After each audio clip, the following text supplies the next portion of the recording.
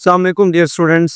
बायोलॉग इस प्लेटफॉर्म पे आप जानते हैं कि हमने सेल ऑर्गेनल्स को स्टार्ट किया हुआ है और आज very important organelle that is mitochondria in terms of your exams, in terms of cell environment and cellular function, cellular metabolism, the very important organelles that is called mitochondria. आज हम इस video में mitochondria के हवाले से almost मैं आपको हर चीज़ explain करके जाऊंगा कि माइटोकॉन्ड्रिया में जो स्ट्रक्चर्स मौजूद हैं ये क्यों मौजूद है, कैसे मौजूद है और साइंटिस्ट का इन सब के बारे में क्या कहना है। और हम ये चीज़ भी डिस्कस करेंगे कि ये जो mitochondria why it contain bacteria, bacterial DNA और bacterial ribosomes as well. Yes, the mitochondria also contain our own its own DNA and its own ribosomes that basically very similar and identical to bacterial or prokaryotic DNA and prokaryotic ribosomes. Let's talk about the mitochondria, which is very important organelle in terms of our metabolism, in terms of our survival on this earth as well. When we talk about the mitochondria, सबसे पहली चीज कि आपने ये बात याद रखनी है कि ये जो माइटोकॉन्ड्रिया है, माइटोकॉन्ड्रिया एक तो डबल मेम्ब्रेन बाउंडेड ऑर्गेनल है। ठीक हो गया, ये बात आपने याद रख लेनी है कि जो माइटोकॉन्ड्रिया है ये एक डबल मेम्ब्रेन बाउंडेड ऑर्गेनल है। इससे पहले हमने जितनी भी वीडियोस और जितनी भी ऑर्गेनल्स डिस्कस की हैं वो सारी सिंगल मेम्ब्रेन बाउंडेड ऑर्गेनल्स थी, या राइबोसोम एक ऐसा स्ट्रक्चर हमने डिस्कस किया था जिसके अंदर कोई भी मेम्ब्रेन मौजूद नहीं थी। तो यहाँ से एक बात ये क्लियर हो गई कि ये हमारी वो पहली ऑर्गेनल है जो डबल मेम्ब्रेन है। अब आप इसकी मेम्ब्रेन इस डायग्राम में भी देख सकते हो कि इसकी जो आउटर मेम्ब्रेन है इस स्ट्रक्चर की या माइटोकॉन्ड्रिया की, इसकी आउटर मेम्ब्रेन होती है स्मूथ, आउटर मेम्ब्रेन स्मूथ होती है, और जबकि इसकी जो इनर मेम्ब्रेन होती है वो इनफोल्डिंग्स बनाती है। ठीक है, और वो क्या बनाती है, वो इनफोल्डिंग्स बनाती है, और इन इनफोल्डिंग्स को हम कहते हैं क्रिस्टी। ठीक है, ये आप इस डायग्राम में अभी इसको देखें, ये देखें कि ये आपके पास एक माइटोकॉन्ड्रिया, ये माइटोकॉन्ड्रिया की लेंथ है 1 to 2 माइक्रोमीटर और ये इसकी विड्थ है 0.1 to 0.5 माइक्रोमीटर। अब ये जो इसकी आउटसाइड आपको ये वाली जो चीज नजर आ रही है जिसको मैं ये लाइन लगा रहा हूं, that is called actually the outer membrane. ठीक है, ये कौन सी मेम्ब्रेन है, ये आउटर मेम्ब्रेन है। अब आउटर मेम्ब्रेन के अंदर ये जो आपको पिंक कलर की नजर आ रही है that is actually the inner membrane of mitochondria. अब इनर मेम्ब्रेन के अंदर आप ये देखोगे इस डायग्राम के अंदर कि आपको ये इनफोल्डिंग्स नजर आ रही हैं।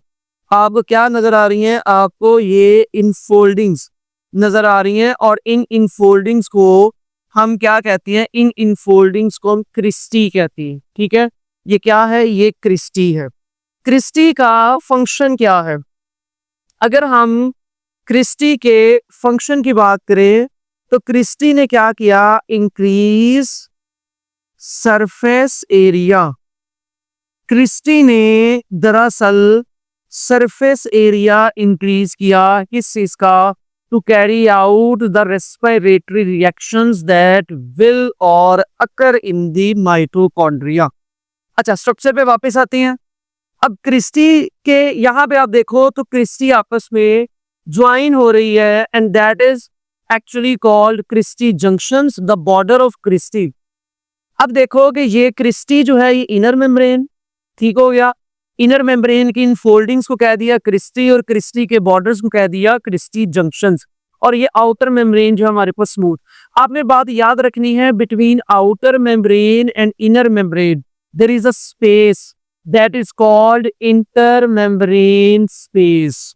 हर चीज का फंक्शन है। अब आपने मेरी बात याद रख ली कि आउटर मेम्ब्रेन और इनर मेम्ब्रेन के दरमियान स्पेस होती है, उस स्पेस को हम क्या कहते हैं, उस स्पेस को हम इंटर मेम्ब्रेन स्पेस कहते हैं। जैसे फॉर एग्जांपल अगर हम यहाँ पे ड्रॉ करें तो मैं आपको ऐसे समझा देता हूँ कि सपोज ये आउटर मेम्ब्रेन है और ये जो है वो हमारे पास एक इनर मेम्ब्रेन की इनफोल्डिंग्स हैं। और ये जो दरमियान में स्ट्रक्चर बचा है या खाली जगह बची है, इस खाली जगह को हम क्या कहते हैं? Inter membrane space. इस खाली जगह को हम इंटर मेम्ब्रेन स्पेस कहते हैं। और फिर ये जो इनर साइड होती है, that is called mitochondrial matrix. अब ये जो चीज है, it is called mitochondrial matrix. और ये जो आउटर साइड है, जो स्मूथ साइड है, that is called outer membrane. ठीक है, अब आप यहां पे देखो, अब आ जाते हैं इसकी इनर साइड। अब ये जो माइटोकॉन्ड्रियल मैट्रिक्स है, आपने बात याद रखनी है कि माइटोकॉन्ड्रियल मैट्रिक्स, इसके पास क्या है? ये एक जेली लाइक मटेरियल है। ठीक है, जेली लाइक मटेरियल। और ये जो इनर साइड, जैसे सेल का साइटोप्लाज्म है, ऐसे ही माइटोकॉन्ड्रिया का इनर माइटोकॉन्ड्रियल मैट्रिक्स है। और ये जो माइटोकॉन्ड्रियल मैट्रिक्स है, ये एक जेली लाइक मटेरियल है। और ये जो जेली लाइक मटेरियल है, इसके पास होते हैं बड़े इंपॉर्टेंट एंजाइम्स। ठीक है, but it contain enzymes, minerals and ions। इसके पास एंजाइम्स होती हैं, मिनरल्स होती हैं और आयंस भी होती हैं। और अगर हम इस जेली लाइक मटेरियल की बात करें, तो इस jelly like material that is called mitochondrial matrix. इसके अंदर आपके पास क्या होगा? इसके अंदर एक तो होता है फैटी एसिड मेटाबॉलिज्म, और दूसरी चीज जो बहुत इंपॉर्टेंट है वो होती है क्रेब्स साइकिल। ये जो क्रेब्स साइकिल है, ये एक्चुअली हमारे पास सेलुलर रेस्पायरेशन का साइकिल है।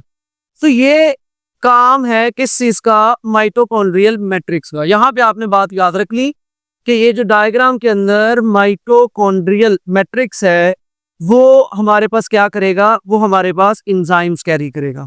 अच्छा, यहां पे आपको ये देखो, इस डायग्राम के अंदर ये एक चीज नजर आ रही है, दैट इज डीएनए। अब आपको एक चीज नजर आ रही है, डीएनए। ठीक है, अब डीएनए के अंदर आपको ये स्मॉल पर्पल कलर के स्ट्रक्चर्स नजर आ रही है। ये जो स्मॉल पर्पल कलर के स्ट्रक्चर्स हैं, that structures are called ribosomes. Clear होगी मेरी बात? So the structures that are present inside the mitochondria ribosomes. So here we are taking the evidence that mitochondria is that type of organelle present in the cell that contain its own DNA, its own ribosomes. क्योंकि ये चीज इससे पहले किसी organelles के अंदर हमने किसी वीडियो के अंदर नहीं देखी। अब यहां पे एक बात क्लियर हो गई कि जब हम डीएनए और राइबोसोम्स की बात करते हैं, तो मैं आपको इससे एक स्टेप और आगे लेकर चलता हूं कि ये जो राइबोसोम्स होते हैं, these ribosomes have 70s ribosomes and this DNA is actually the circular DNA. तो एक बात आपने याद रखनी है कि डीएनए होता है दो तरह का। एक डीएनए होता है सर्कुलर, एक डीएनए होता है सर्कुलर और एक डीएनए होता है लीनियर। सो हमारे पास दो तरह के डीएनए होते हैं, एक सर्कुलर और एक linear. The linear DNA is present in eukaryotes. So the eukaryotes contain linear DNA, while the circular DNA is present in prokaryotes, and the prokaryotes are the bacteria. So it means the DNA that is present in our nucleus, that DNA is linear. That's why that DNA convert into different type of chromosomes. जैसे आप कहते हैं कि हमारे 46 chromosomes हैं, frog के 26 chromosomes हैं, chimpanzee के 48। वो इसलिए कि हमारा डीएनए लीनियर डीएनए है और लीनियर डीएनए आगे ट्रांसफर कर जाएगा, जबकि सर्कुलर डीएनए का कोई स्टार्टिंग और एंड पॉइंट नहीं होता, इसलिए सर्कुलर डीएनए क्रोमोसोम्स में नहीं जा सकता। तो इसलिए जब हम बात करेंगे डीएनए की, तो जो बैक्टीरियल डीएनए है it is actually circular DNA. अब सवाल यहाँ पे ये आता है कि जो डीएनए बैक्टीरिया के अंदर मौजूद होता है, वो डीएनए एक माइटोकॉन्ड्रिया के अंदर कैसे मौजूद है, और जो राइबोसोम्स 70S के बैक्टीरिया के अंदर होते हैं, वो राइबोसोम्स एक ऑर्गेनल के अंदर कैसे मौजूद है। मतलब मैं ये आपको समझाना चाह रहा हूं यहाँ पे कि for example suppose this is a cell and here it is the nucleus, okay.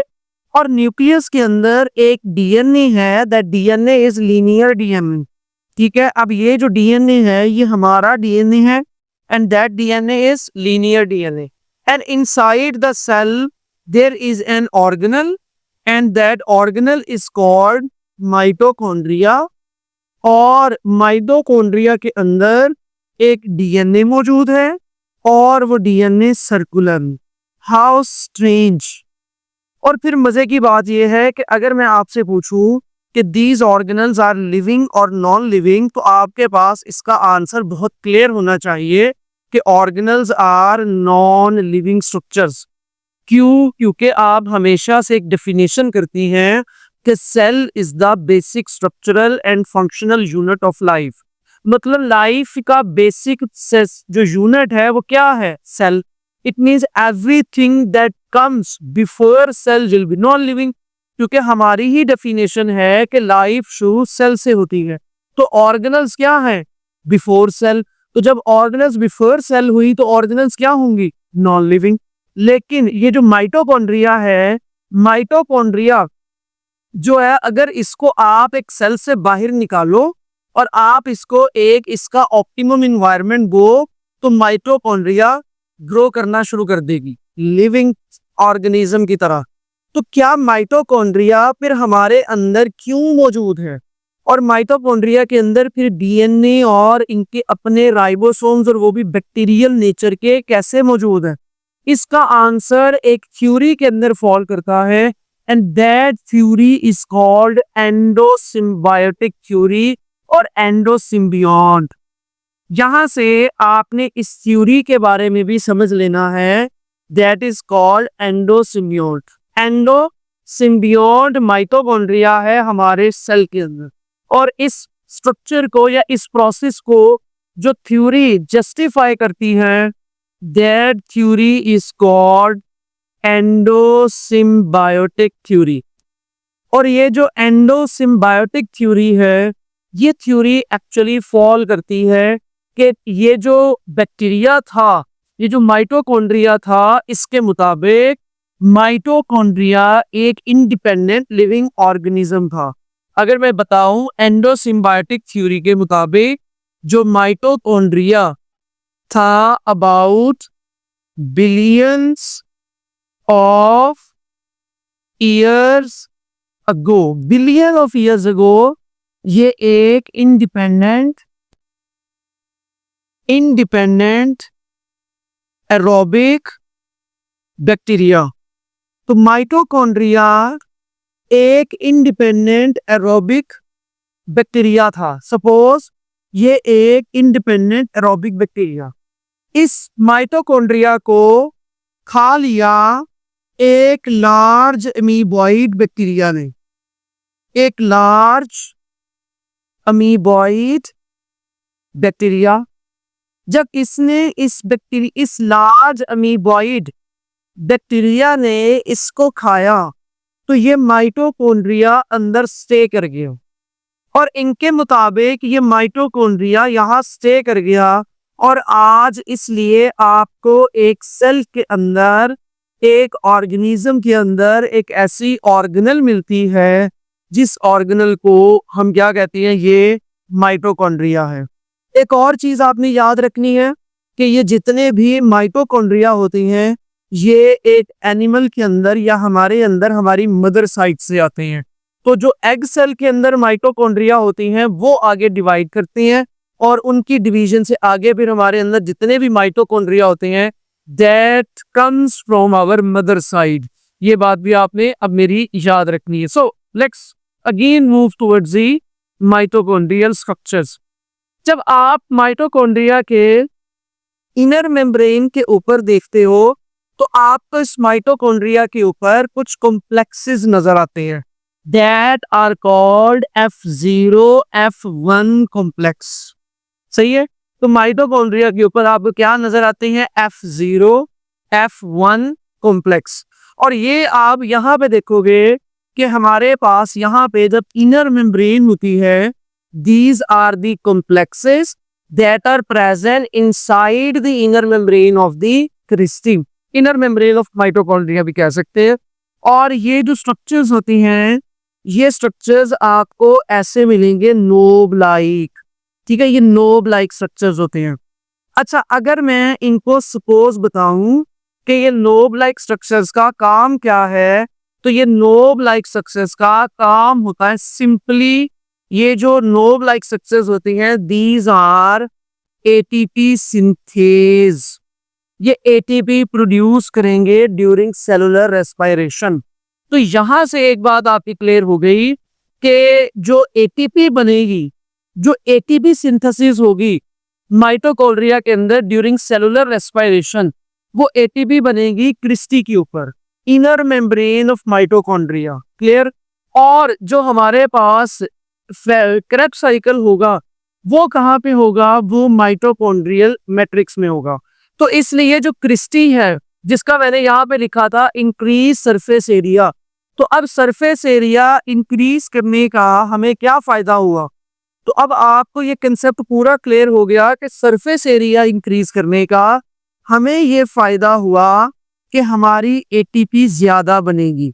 और एटीपी जितनी ज्यादा बनेगी तो इट मीन्स हमारी बॉडी की एनर्जी उतनी ज्यादा मेंटेन रहेगी। तो ये जो एटीपी सिंथेज होते हैं ये एक्चुअली एटीपी जनरेट करते हैं।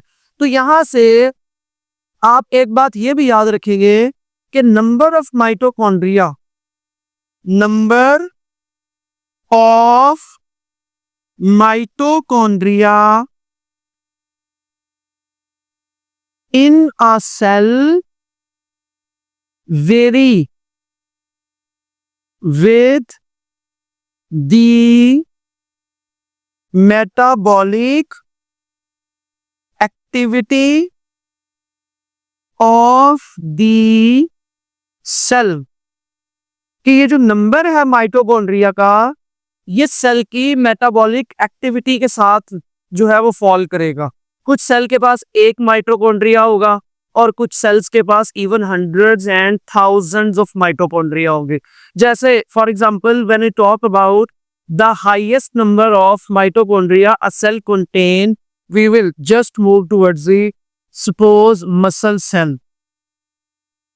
अगर हम मसल सेल की बात करते हैं, मसल सेल्स की क्या होती है, require a large amount of energy. Muscle cells को एनर्जी बहुत ज्यादा चाहिए, require a large amount of energy. और इनको इतनी एनर्जी कौन प्रोवाइड करेगा, माइटोकॉन्ड्रिया। अब एक पर्सन है, उसने एक्सरसाइज शुरू की है, बॉडी बिल्डिंग शुरू की है, जिम स्टार्ट करती है, उसके मसल्स एक्टिव हो गए हैं, उसके मसल्स बहुत ज्यादा वर्किंग कर रहे हैं और उनके मसल्स को बहुत ज्यादा एनर्जी चाहिए, तो कौन एनर्जी देगा, माइटोकॉन्ड्रिया। माइटोकॉन्ड्रिया अपना नंबर बढ़ाएगा। जब माइटोकॉन्ड्रिया अपना नंबर बढ़ाएगा तो फिर क्या होगा, वो उतनी ज्यादा रेस्पिरेशन करेंगे, उतनी ज्यादा एटीपी जनरेट करेंगे और उतनी ज्यादा एनर्जी प्रोड्यूस होगी। तो क्यों माइटोकॉन्ड्रिया अपना नंबर कैसे बढ़ाएंगे। अब अगला सवाल इस कंसेप्ट पे आ जाते हैं कि माइटोकॉन्ड्रिया का नंबर कैसे बढ़ेगा और सेल के अंदर कैसे कम होगा। अगर माइटोकॉन्ड्रिया के नंबर की बात करें तो माइटोकॉन्ड्रिया जो है वो अपना डीएनए और अपने राइबोसोम्स कैरी करता है। और जिस भी स्ट्रक्चर के अंदर ये दो चीजें होती हैं, अपना डीएनए और अपने राइबोसोम्स, तो माइटोकॉन्ड्रिया इन दोनों चीजों की वजह से क्या होती है, सेल्फ रेप्लिकेटिंग ऑर्गेनल। तो एक और बात क्लियर हो गई कि mitochondria is self replicating organelle, खुद से डिवाइड करती है, ठीक है, खुद से डिवाइड करेगी। और इनका नंबर कम कैसे होगा, वो हमने लाइसोसोम्स वाले टॉपिक में पढ़ा था कि लाइसोसोम्स एक्स्ट्रा ऑर्गेनल जितनी भी होती हैं जो नॉन फंक्शनल हो जाती हैं या जिनकी सेल को जरूरत नहीं रहती, लाइसोसोम्स उनको किल कर देते हैं। अब एक बंदा जब एक्सरसाइज शुरू करता है, उसको एनर्जी चाहिए, तो वो जो माइटोकॉन्ड्रिया है वो एनर्जी का लेवल पूरा करने के लिए खुद को रेप्लिकेट करेंगे, और जब रेप्लिकेट करेंगे तो वो अपना नंबर बढ़ाएंगे। लेकिन अगर वो पर्सन जब एक्सरसाइज छोड़ देता है तो फिर माइटोकॉन्ड्रिया का नंबर कम होना शुरू हो जाता है। और वो नंबर कम क्यों होता है, लाइसोसोम्स के जरिए। अब जब एनर्जी कम चाहिए तो एक्स्ट्रा माइटोकॉन्ड्रिया जितने भी होते हैं वो लाइसोसोम्स के जरिए रिमूव कर दिए जाते हैं। तो जितनी भी एटीपी जनरेशन होती है सेलुलर रेस्पिरेशन के जरिए, वो यहाँ पे होती है। सेलुलर रेस्पिरेशन क्या होती है? सेलुलर रेस्पिरेशन एक ऐसा प्रोसेस होता है हमारी बॉडी के अंदर जिसमें ऑक्सीजन को यूटिलाइज किया जाता है और कार्बोहाइड्रेट्स, लिपिड्स या फैट्स को ब्रेक करके उनसे एटीपी जनरेट की जाती है। और इसलिए उन सारे प्रोसेस में माइटोकॉन्ड्रिया सबसे इंपॉर्टेंट स्ट्रक्चर है in terms of energy production and to maintain the metabolic activities of the cell. That's why mitochondria is called powerhouse of the cell. The mitochondria is called powerhouse of the cell. अब ये जो power house है cell का, क्योंकि power house कौन होता है? जो पावर जनरेट करता है। तो माइटोकॉन्ड्रिया हमारी बॉडी के अंदर पावर जनरेट करता है। कैसे? क्योंकि जितने भी फूड मॉलिक्यूल्स होते हैं, माइटोकॉन्ड्रिया उन फूड मॉलिक्यूल से एनर्जी एक्सट्रैक्ट करेगा, इनसे एनर्जी एक्सट्रैक्ट करेगा, उस एनर्जी को एटीपी में कन्वर्ट करेगा। वो एटीपी यूज हो जाती है एक सेल के अंदर, फिर वो यूज होके एटीपी किस में कन्वर्ट हो जाएगी? एडीपी में। माइटोकॉन्ड्रिया उस एडीपी को वापस एटीपी में कन्वर्ट करता रहता है। तो बॉडी के अंदर एटीपी का लेवल, एनर्जी करेंसी का लेवल मेंटेन रहता है, और यूं इस तरह बॉडी के अंदर एनर्जी मेंटेन रहती हुई ये प्रोसेस कंटिन्यू रहता है, और सेल का जो मेटाबॉलिज्म है और मेटाबॉलिक जो एक्टिविटीज हैं वो कंटिन्यू रहती हैं। तो ये हमारे पास ऑल इन ऑल माइटोकॉन्ड्रिया है, माइटोकॉन्ड्रियल स्ट्रक्चर्स है कि how the inner membrane, outer membrane and mitochondrial matrix work inside the metabolism inside the cell, और इसके डीएनए राइबोसोम्स क्या होते हैं और कैसे होते हैं। फिर भी अगर कोई पॉइंट, कोई चीज आपकी रह गई हो, अगर आपको ना समझ आई हो, तो कमेंट सेक्शन में पूछे, मैं आपके कमेंट्स का आंसर लाजमी करूंगा। बाकी वीडियो अगर पसंद आई है तो शेयर कीजिए और सब्सक्राइब भी कीजिए। Thank you.